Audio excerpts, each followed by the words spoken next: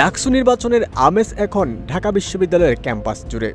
কারা প্রার্থী, কে এগিয়ে, কত প্যানেল, চায়ের আড্ডা থেকে গ্রুপ স্টাডিজ, সর্বত্র এখন এইসব আলাপন। বিভিন্ন ছাত্র সংগঠনগুলোও এরই মধ্যেই ইশতেহার তৈরির কাজ করছে।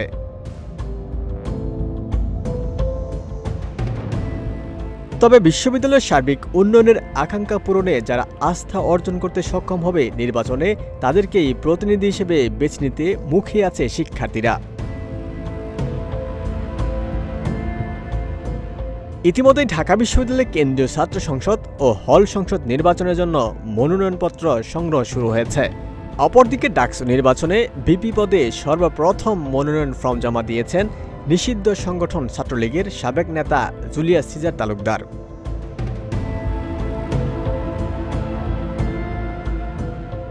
মঙ্গলবার বিকেল ৩টায় বিশ্ববিদ্যালয়ের নওয়াব আলী চৌধুরী সিনেট ভবনের ৩য় তলায় অবস্থিত চিফ রিটার্নিং অফিসার অধ্যাপক ড মোহাম্মদ জসিম উদ্দিনের কক্ষে গিয়ে তিনি মনোনয়ন ফর্ম জমা দেন।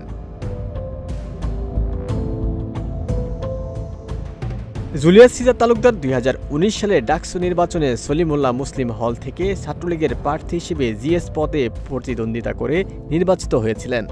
তিনি ডাবির সলিমুল্লাহ মুসলিম হল শাখার নিষিদ্ধ সংগঠন ছাত্রলীগের যুগ্ম সাধারণ সম্পাদক হিসেবেও দায়িত্ব পালন করেছেন।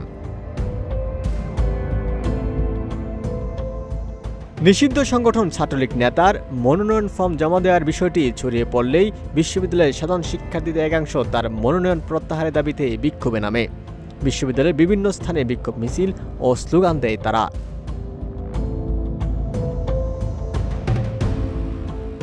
এ পরিস্থিতিতে তাকে ভোটার তালিকা থেকে বাদ দেওয়ার জন্য চিফ রিটার্নিং অফিসার অধ্যাপক জসিম উদ্দিনের কাছে লিখিত আবেদন করেছে এসএম হলের রিটার্নিং অফিসার ও আবাসিক শিক্ষক জাওয়াদ ইবনে ফরিদ।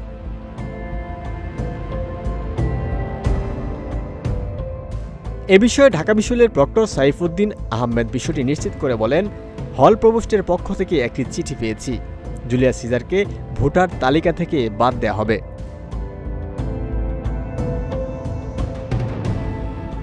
অভিযোগের বিষয়ে জুলিয়াস সিজার তালুকদার জানান, ২০১৯ সালের পর ছাত্রলীগের সঙ্গে তিনি যুক্ত নন। তিনি ঢাকা বিশ্ববিদ্যালয় নিরাপত্তা মঞ্চ নামে একটি সংগঠন গড়ে সাধারণ ছাত্রদের নিয়ে কাজ করে। তবে ২০১৭ সালে তিনি এসএম হলে ছাত্রলীগের যুগ্ম সাধারণ সম্পাদক ছিলেন। ওটার কারণে চাকরির বড় একটা বাজার দখল করেছিল। তরুণ সমাজ রক্তক্ষয়ী আন্দোলনের ভেতর দিয়ে আজকের এই রাজনৈতিক পরিস্থিতিটা আমাদেরকে উপহার দিয়েছে। ওমর ফারুক, ঢাকা প্রকাশ।